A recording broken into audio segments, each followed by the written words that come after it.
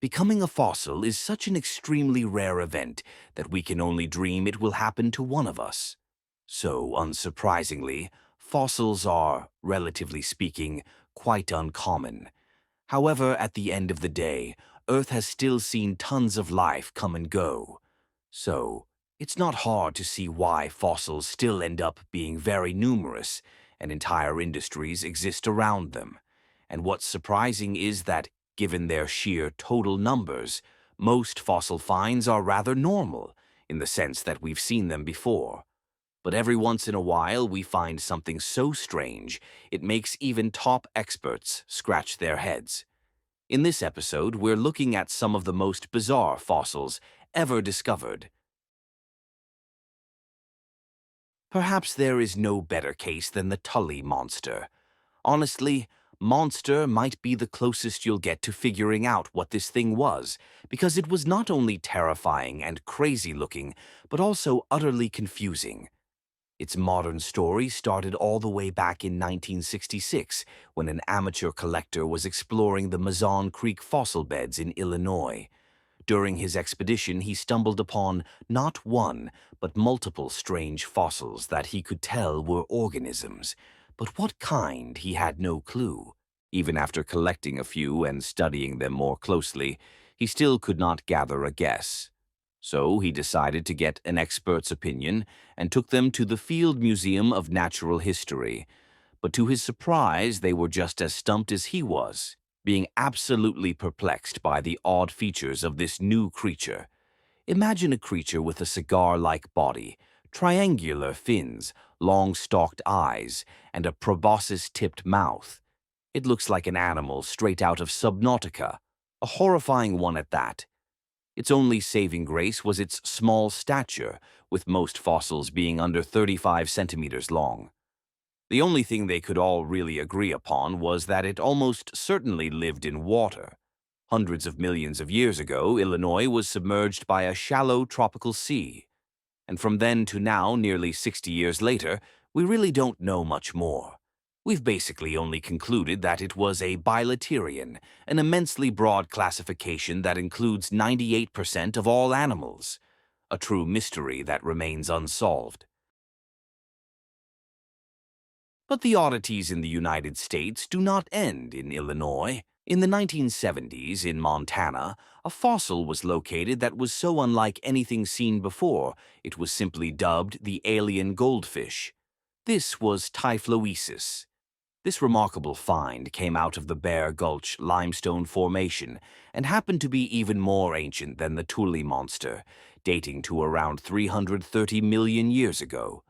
The fossil was so confusing to researchers that it actually went unreported for a very long time, as no one wanted to deal with the headache of trying to figure it out. Its body was spindle-shaped, teeny-tiny, and possessed a single tail, suggesting it could swim on its own. But besides this, nada. Well, actually, there was more, but it only set scientists back further. It had no other exterior appendages, lacked a midsection or anus, and literally had an organ never seen before or since, now dubbed a pharodiscus. And we have no clue what it did, except that it held high concentrations of iron. So, what do you do when something is very old and super strange? Well, you find an equally bizarre family and cram it in there. In this case, the conodonts, a group of jawless vertebrates. This claim wasn't too outlandish, as paleontologists discovered a new specimen with conodont-like teeth. A great sign it might have been one after all.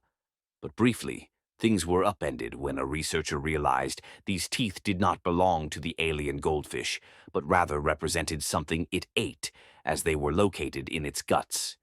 This put us back to square one, with the added info that we're now pretty sure it was a carnivore. And this puzzle lasted for 3 decades. Sometimes a fossil is so unique that the best way to describe it is by comparing it to a letter of the alphabet. And in the very same Mazon Creek formation that gave us the Tully monster, we find 2 of the most famous examples, the H and Y animals. First, meet Atabanus, the H animal. As its nickname suggests, it bore a striking resemblance to the letter H, complete with a weird, sac-like growth in the middle of it. Unsurprisingly, we know very little about why it was shaped like this or what the functions of its strange limbs were. Now, meet its fellow alphabet buddy, Essamasia, the Y animal. While it looked more tamed than the H animal, it has been far more problematic, at least taxonomically. At first glance, it bears strong similarities to sea anemones, but it has features you simply don't find in that group, such as clear bilateral symmetry, a complete gut, and, get this, a butt. This completely upended any initial ideas about its identity. For now, all we can say is that it was an animal with a mouth that formed a large slit in between its so-called arms. What these arms did is unknown. Frankly, they might not even be arms at all. The H and Y animals remain classic examples of fossils that are easy to describe, but nearly impossible to explain. But if you think alphabet animals are strange, prepare yourself for Nama Lotus. Imagine an Elden Ring boss, but reimagined as a tree made of flesh. That might be the closest we can get to describing this being, which is a combo of some of the most horrifying traits ever seen in nature. And lo and behold, fossils representing what covered its body were eventually found, which only served to make it more nightmarish. Nama Lotus was a real-life monster, covered in endless amounts of grasping tentacles and rows of spines that could have shredded anything that made contact with it. And those openings I mentioned?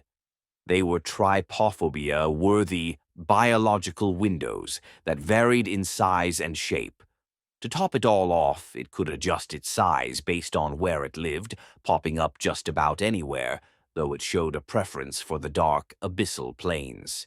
Visually, you could argue it looked most like a coral gone very, very wrong. However, a detailed study found it to have been too complex to have been a coral. So, once again, we are left with a terrifying mystery. And Nama Lotus was not alone. It came from a period so weird that researchers simply grouped many of its life forms together under the name Ediacaran biota. This group contains some of the first complex life on Earth, and much of it is utterly enigmatic. One of the most famous members is Dickinsonia, which looked basically like a living, moving bathroom rug. But there were many other strange, flat, mat-like animals, like Vendia and Sprigina, so many that we've grouped them into a proposed phylum, the Proarticulata. Despite their diversity and abundance, we still can't say how they exactly relate to other animals. Pretty much our only safe assumption is that they were, in fact, animals. Their ways of life are highly debated, with no concrete hypothesis universally agreed upon. One particularly infuriating detail is that, despite looking like perfectly symmetrical beings, they are actually known for being slightly asymmetrical. One side does not perfectly mirror the other. Another interesting thing about them is they might not have left any descendants behind, meaning they could be evolutionary dead ends. But honestly, given how strange they were, good riddance. To find our next mystery, we have to go way, way back. 2.1 billion years back, to be exact, to a period known as the Paleoproterozoic era. It was a world that would be utterly alien to us. And in this world, in what is now Gabon, Africa, scientists discovered something that would spark a fierce debate that continues to this day. The Francevillian biota. They found large areas of black shale containing countless odd structures. Many were disc-like, either circular or elongated. Others were rarer and even stranger, taking the forms of tubes, strings of pearls, and even something that resembled a flower. Their forms were so perplexing that the initial and most fundamental question was, are these even fossils? The researchers who discovered them argued they were colonial, multicellular eukaryotes. But this was a monumental claim. These structures were over 400 million years older than the previously accepted oldest evidence of multicellular life. Inal Case is a masterclass in how new evidence can turn a mystery upside down. Let me introduce you to the shapeshifter itself, Nectocaris. Its story begins in 1910, buried within the legendary fossil beds of the Burgess Shale. With so many fossils being found, this one was essentially overlooked and forgotten for decades.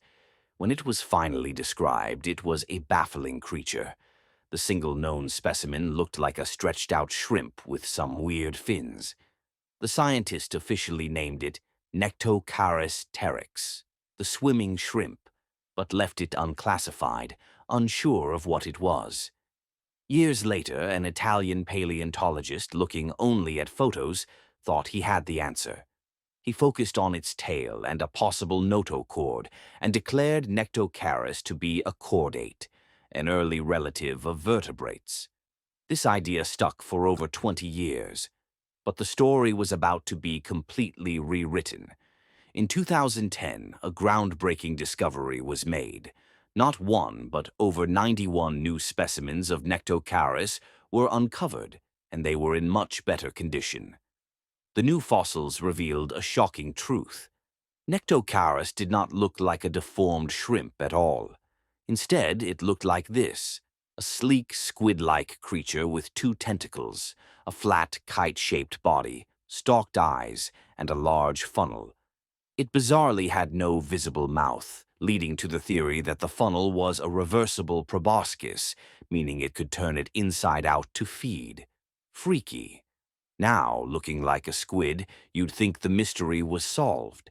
It was proudly declared to be the oldest known cephalopod, pushing back the evolutionary history of the group by tens of millions of years.